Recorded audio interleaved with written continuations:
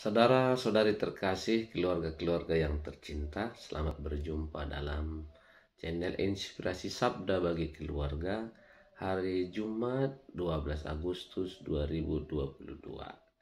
Adapun sumber inspirasi kita hari ini diambil dari Injil Matius bab 19 ayat 3 sampai 12. Pada suatu hari datanglah orang-orang Farisi kepada Yesus untuk mencobai dia. Mereka bertanya, apakah diperbolehkan orang menceraikan istrinya dengan alasan apa saja?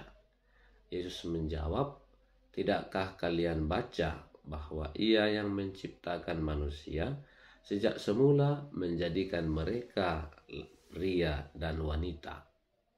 Dan Ia bersabda, sebab itu pria akan meninggalkan ayah dan ibunya dan bersatu dengan istrinya, sehingga keduanya itu menjadi satu daging. Demikianlah mereka bukan lagi dua, melainkan satu. Karena itu apa yang telah dipersatukan Allah tidak boleh diceraikan manusia.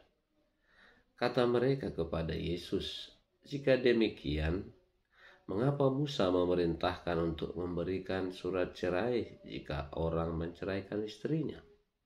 Kata Yesus kepada mereka, karena ketegaran hatimu, Musa mengizinkan kalian menceraikan istrimu. Tetapi sejak semula tidaklah demikian.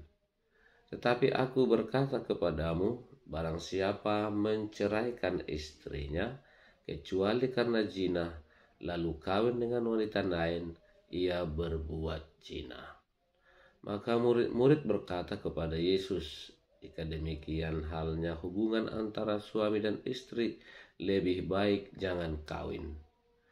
Akan tetapi Yesus berkata kepada mereka, tidak semua orang dapat mengerti perkataan ini, hanya mereka yang dikaruniai saja. Ada orang yang tidak dapat kawin karena ia memang lahir demikian dari rahim ibunya.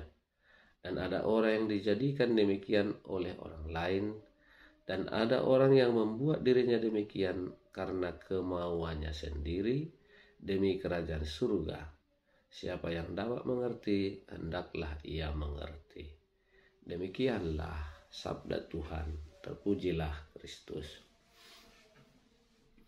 Saudara-saudari terkasih, keluarga-keluarga yang tercinta. Kita mendengar bagaimana Yesus bercakap-cakap dengan orang Farisi dengan suatu motivasi yang tidak benar. Orang-orang Farisi datang untuk mencobai Yesus. Apa yang dimaksud dengan kata mencobai di sini adalah suatu tindakan sikap yang sebenarnya ujung-ujungnya adalah suatu usaha untuk memojokkan Yesus sendiri.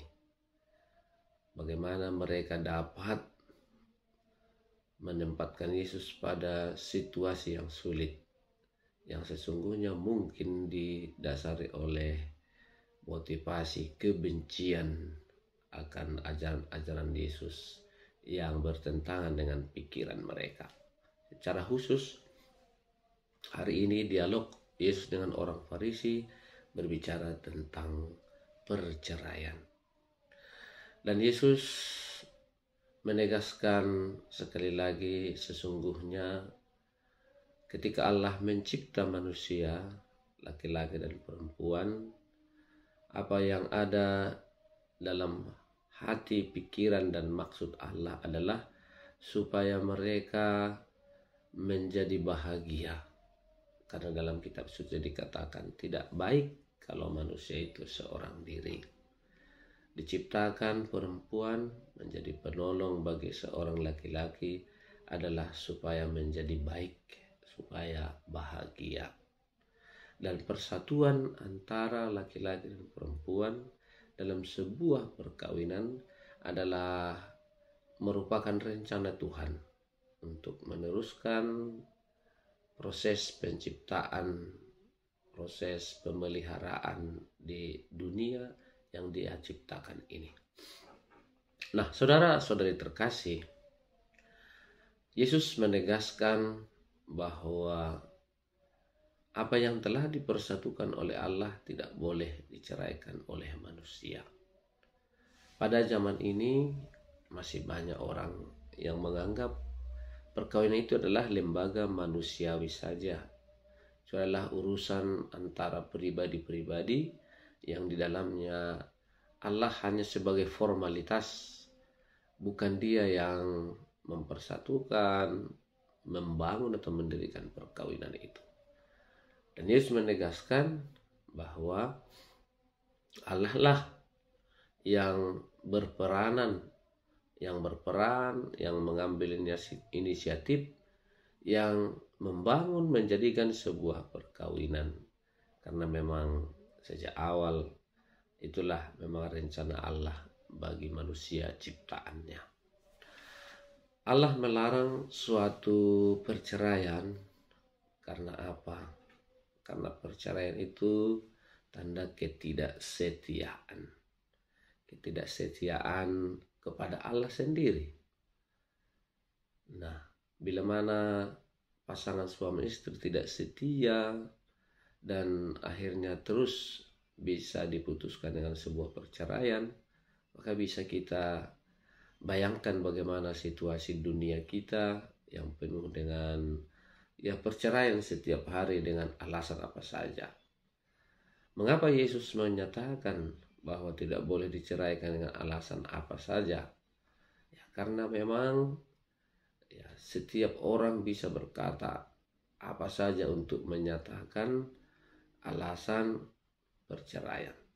Dan di sana nampaklah bahwa kesetiaan iman kepada Allah tidak ada. Kita sebagai orang Kristen, orang Katolik, memiliki satu model perkawinan yang khas, yang berbeda dengan agama-agama lain.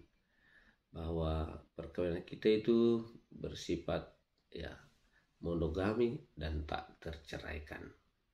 Suatu ajaran yang mungkin terlalu dikatakan suatu perkawinan yang sempurna, perfect, atau bisa dikatakan juga kurang manusiawi dalam arti melihat kelemahan satu sama lain di antara pasangan suami istri.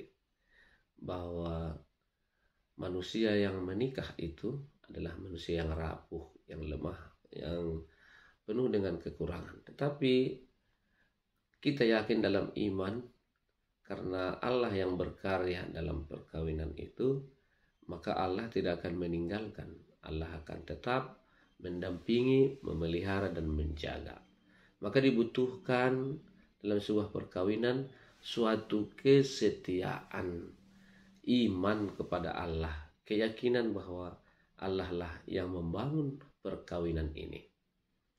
Maka tentu pasangan suami istri akan menjadi kuat, akan tetap setia bila mana selalu berpegang, berharap, menyerahkan hidup perkawinannya kepada Allah.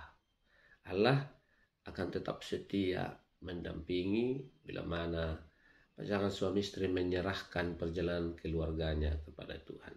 Maka saudara-saudari terkasih, semoga di tengah terpaan semangat untuk setia kepada Tuhan tetap menjadi semangat keluarga-keluarga, khususnya pasangan suami istri hari ini, supaya di tengah godaan, ancaman, pikiran seperti orang Farisi yang menyatakan bahwa Musa memberi surat cerai dengan alasan zina contohnya, bisa juga kita hadapi dengan pengampunan, dengan kerendahan hati, dengan semangat penerimaan kelemahan satu sama lain.